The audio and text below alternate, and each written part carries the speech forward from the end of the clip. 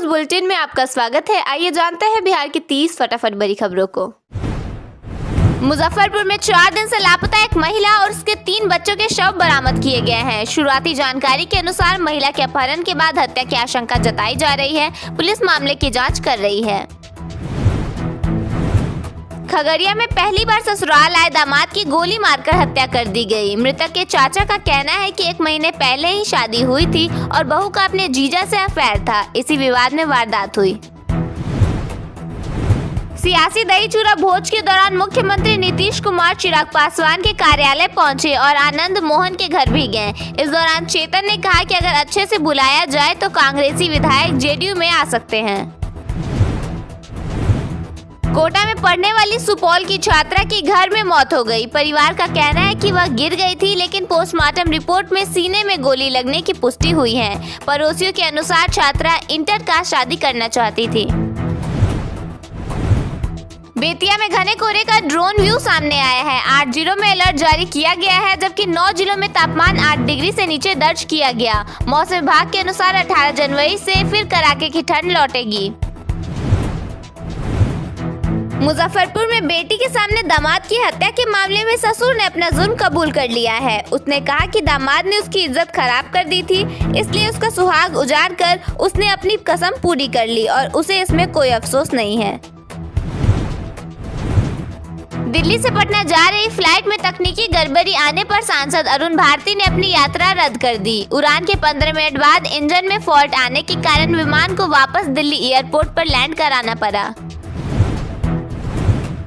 सुपौल में भीषण आग लगने से 6 घर जलकर खाक हो गए। इस हादसे में लाखों की संपत्ति के साथ करीब 80,000 रुपए नकद भी जल गए। दमकल कर्मियों ने आसपास के घरों को बचा लिया।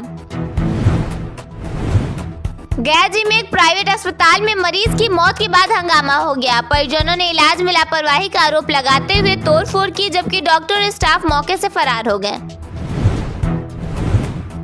मकर संक्रांति पर्व पर बाबा गरीबनाथ मंदिर में 101 किलो लाए और तिलकुट से महाश्रृंगार किया गया। इस अवसर पर मंदिर में भक्तों की भारी भीड़ उमड़ी और वर्षों से चली आ रही परंपरा निभाई गई। बक्सर के शहीद हवलदार सुनील को मरणोपरांत सेना मेडल से सम्मानित किया गया। बताया गया कि घायल होने के बावजूद उन्होंने अपने साथियों को लगातार सूचना दी। जयपुर में उनकी पत्नी ने यह सम्मान ग्रहण किया। मोतिहारी में हाईवे पर बाइक स्टंट करने का मामला सामने आया है। युवकों ने पुलिस की गाड़ी को ओवरटेक कर सीट पर खड़े होकर हरियाणवी गाने पर स्टंट किया। पुलिस ने 2 युवकों को गिरफ्तार कर लिया है। बिहार के 8 जिलों में आज हल्के कोहरे को लेकर येलो अलर्ट जारी किया गया है। मौसम विभाग के अनुसार 20 जनवरी के बाद कुछ दिनों के लिए ठंड फिर से बढ़ेगी। पटना नगर निगम ने आग से सुरक्षा मजबूत करने के लिए शहर के अलग अलग इलाकों में 11 फायर हाइड्रेंट लगाने के प्रस्ताव को मंजूरी दी है। सशक्त स्थायी समिति की बैठक में यह फैसला लिया गया, जिसे आपदा प्रबंधन विभाग के सहयोग से लागू किया जाएगा। एक फायर हाइड्रेंट पर करीब 11.23 लाख रुपए खर्च होंगे और पूरी योजना की लागत लगभग 1.23 करोड़ रुपए होगी। इसका उद्देश्य आग लगने की स्थिति में दमकल वाहनों को तुरंत पर्याप्त पानी उपलब्ध कराना है।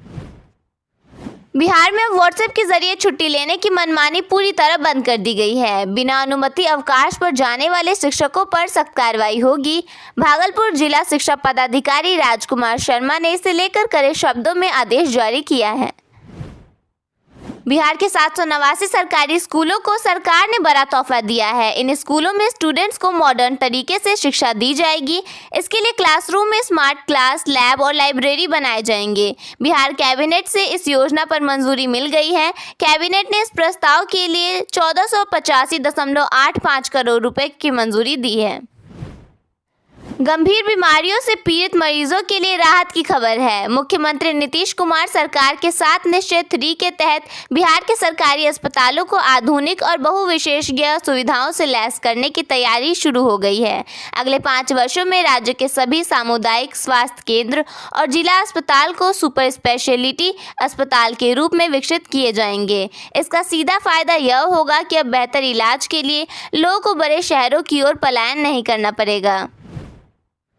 बिहार के मधुबनी जिले के बुजुर्गों के लिए राहत भरी खबर है। अब 70 साल या उससे अधिक उम्र के सभी वरिष्ठ नागरिकों का आयुष्मान वय वंदना कार्ड बनाया जाएगा। इसके लिए जिले में 15 दिन तक विशेष अभियान चलाया जाएगा। प्रशासन का लक्ष्य है कि जिले का कोई भी पात्र व्यक्ति इलाज से वंचित न रहे।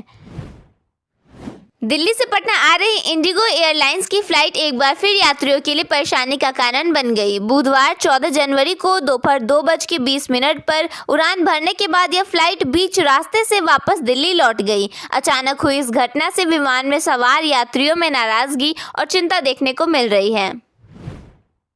फतुहा स्थित जैतिया गांव में बिहार की पहली फिनटेक सिटी बनने का सपना तेजी से आकार ले रहा है। 408.81 करोड़ रुपए की लागत से बनने वाली इस परियोजना का बुधवार को पटना के जिलाधिकारी त्यागराजन एसएम ने स्थल निरीक्षण किया। फिनटेक सिटी में फाइनेंस और टेक्नोलॉजी से जुड़ी स्टार्टअप कंपनियों से लेकर बड़े कॉरपोरेट दफ्तरों तक की मौजूदगी होगी। यहाँ digital payment, banking technology, data analytics, cyber security और आर्टिफिशियल इंटेलिजेंस से जुड़ी कंपनियों के लिए अनुकूल वातावरण तैयार किया जाएगा।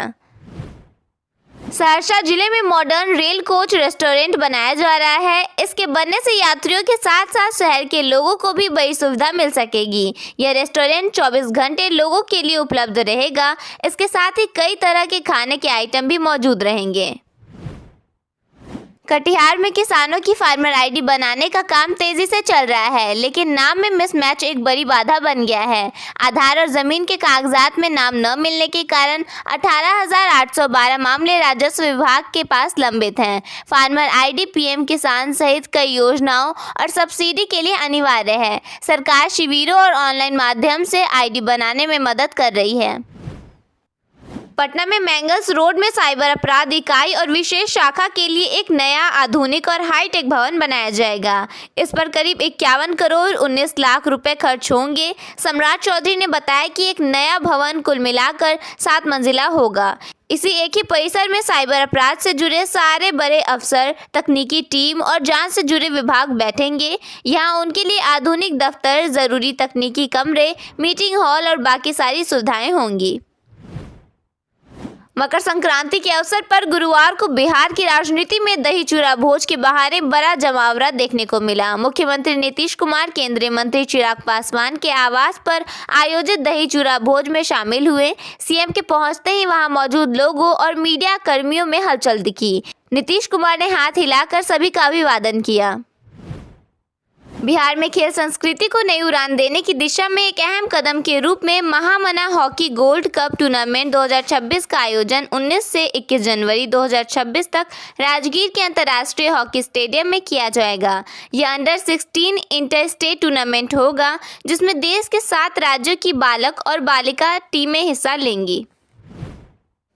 राजधानी पटना के गंगा तटों को नए सिरे से संवारने की बड़ी तैयारी शुरू हो गई है। दीघा से दीदारगंज तक करीब 8 किलोमीटर लंबे क्षेत्र में रिवर फ्रंट विकसित किया जाएगा। पटना नगर निगम इसकी विस्तृत परियोजना रिपोर्ट यानी डीपीआर तैयार कर रहा है, जिसे सशक्त स्थायी समिति की अगली बैठक में प्रस्तुत किया जाएगा।